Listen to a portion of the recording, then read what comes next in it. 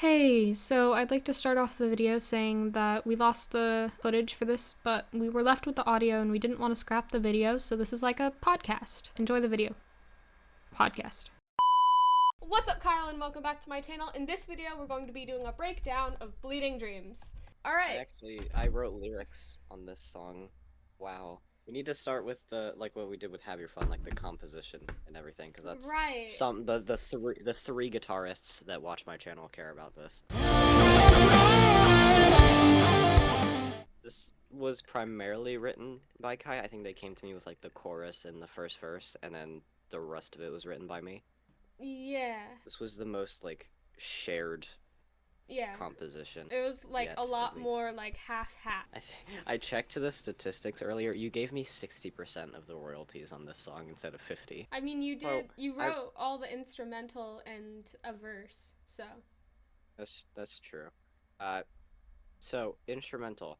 We did this. I talked about this in the Have Your Fun breakdown video. Please go watch that. It was very silly, but the way we write our songs is like Kai sends me a voice note of how she sings her lyrics or her melodies or whatever. Yeah. Then I write a chord progression, and then that becomes a song. This song was a prime example of that. The first thing I ever wrote was the chorus chord progression, the little 8-5-0-3 metalcore chord progression.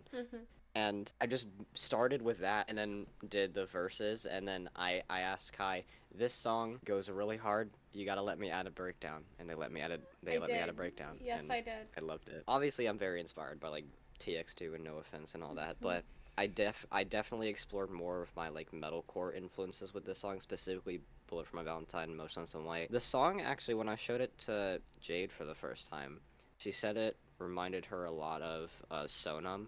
And I can kind of see that, like it kind of starts the same with like just the chorus as the intro, but you see what I mean. Yeah. This song, like when I first wrote it a few years ago, it started a lot differently. It's about the same thing, and the lyrics are like somewhat similar, but like this song has changed a lot. Yeah, I still have the original lyrics, and it's actually interesting how much has changed since then. Yeah, it's changed a lot.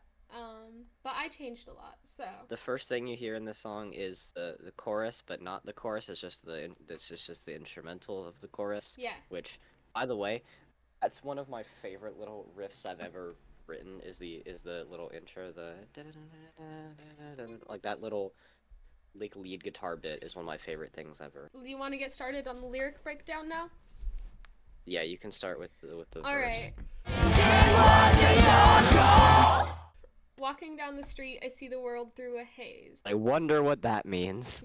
I was gonna say, I can definitely attribute that first line to just my own personal life, because I didn't really know how this felt until I went to LA for the second time, which, by the way, we wrote this entire instrumental literally the week after I got back from LA and met Jade. That's basically how I feel every time I leave my house. And I just feel like I'm not where I belong. LA specifically, I remember just walking around and seeing so many people who looked like me, who dressed like me, and it felt very comforting. And that kind of plays in with the theme of the song of like following your callings and knowing where you belong. Dissociated, lost, I'm stuck in a maze. Stuck in like a repeated cycle that you like can't escape from. Just keep hitting dead ends. People rush by, caught up in the world, I'm lost in my thoughts, my story untold. Words. You're so good at this. I'm so good at lyric breakdowns, guys. Because I talked about this last time, I think, is like, when I'm writing lyrics, it's mostly like when I'm in a mental breakdown. So when, like, in most of the time, like, I forget, like, everything that goes on, like, during a mental breakdown. Like, it's like my brain was, like, completely just, like, wiped. So, like, I'm trying to, like, rethink back on my thoughts, but, like, I don't even, like, remember most of what was going on. I think I can kind of tell what you're trying to say. I think what she means is like we see other people who seem like they have their entire lives figured out, and they're comfortable in their own skin. They know what they're doing. Like they're all caught up in what they're doing, and we're still stuck. We don't know what we want to do. Our story's untold. We're not like able to pursue like what we want. Exactly. The second verse was written entirely by me. You just want to feel as if you have a bit of control. Did anyone tell you playing king wasn't your goal? There's two meanings to this, and I remember writing it. This was like the last part we ever wrote for this song lyrically. Yeah, because you took forever to write it. I attribute this line to two different things. Specifically, when I was writing it, I had in mind a specific person who I will not be naming for my privacy specifically. It's someone who's spent most of my life trying to pretend that they know what's best for me, has tried to control what I think and what I feel. And it feels like their goal as someone in my life has always been that, and it was never to care for me or to be a good influence. It was just to try to control how I think and feel, to pretend like they have power. I can contribute it to people like who are higher than us, think like presidential candidates or just anyone in any government or Congress who tries to control the lives of others just to feel like they have power, like holding on to that little bit of control they have because they don't know what's going on in their own life. They try to control the rights and the lives of others. Jax and I have a lot of shared trauma, so it's like very easy for us to relate to each other's lyrics. And I really like that this song, this song is really important for both of us because, like, this song was just, like, really important for us to get out there because, like, we both have dealt with, like, this. Onto the chorus. Which time! Is, again, my favorite part of the entire song. Rejecting their chains, break through their game, tear down the walls, follow my calling. This kind of all means the same thing, but it just comes back to not letting anyone tie you down or control how you think or feel and just letting yourself follow what you're passionate about. Yeah, following your dreams. I'll run away, dance in the rain, chasing my dreams, fight all the pain. Again, means a lot of the same stuff, just fighting for your passions. Fight all the pain of them saying, I can't make it. Jax and I have both like had people just say, oh, you're not gonna do that, you're not good enough for this, oh, you want to be in music, that's not gonna happen. And especially like people in our comments recently, like we wrote this before, like all the hate, but like it's just been like worse, like you're not gonna get in the music industry, you're not good enough. Yeah. I again, I think that's funny. I finished this instrumental the same day that we published Like It or Not to be distributed. Which thinks that's crazy to think about timeline-wise. Their doubt fuels my fire, I'll take it. I'm not meant for a 9 to 5. This specifically means a lot to me because I have a lot of fears, specifically stupid ones like spiders, clowns. I fucking hate Terrifier. And going bald is a big fear of mine. Jade, you know that. But one of my biggest fears is being stuck in a 9 to 5 job for my entire life. I never want to live. I never want to work at a desk job till the day I die. I've always wanted to do something bigger than that and something that I'm actually passionate about. But their doubt fuels my fire. I'll take it. When you get told that you can't do something, it just makes you want to be able to do it more. So this just like autism. It fuels our fire. Exactly. It makes us like even more want to do it even more. Here's what I contributed to. If you tell a toddler not to eat the brownie, they're gonna eat the brownie. Real. If you tell us not to do something, we're gonna want to do it even more. Exactly. Let me have my fucking brownie.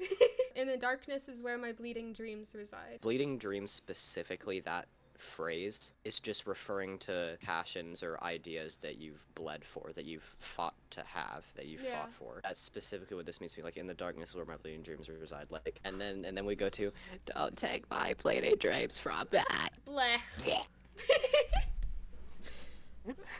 Run. I made a run away. Yeah. So don't take my bleeding dreams from me. Again, same thing. Don't take away what I've fought for. Yes. And then blech, because I made a short a few days, or not a few days, a few weeks before we posted the teaser for the song, being like, should I sneak a blech into one of Kai's songs?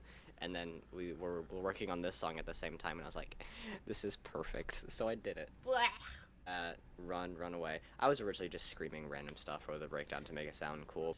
That's Bleeding Dreams, everyone. This was a short breakdown. Yeah. This was really short. Do you have any more you want to say about like the composition or anything like that? No, I think that this song is like pretty straightforward, but it's a straightforward song, but it means a lot to the both of us. So. Yeah. It carries a lot of weight for both of us.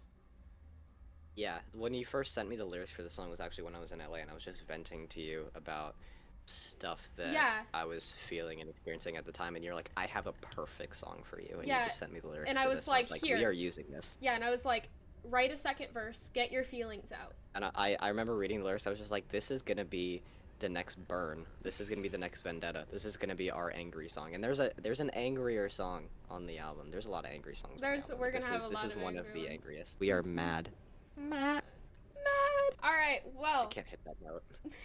The solo on this song is just I don't know what cocaine I was on when I recorded that, but I listened to it back a few days ago. I was like, what was I on when I recorded? Like I'm impressed with my own playing, which almost never happens. So Kyle, I hope you enjoyed this video. I will see you guys next week. Smash that like button, smash that subscribe button if you want. You don't have to, but make sure to go stream Bleeding Dreams if you haven't already, guys. Why are you watching this if you haven't even heard the song?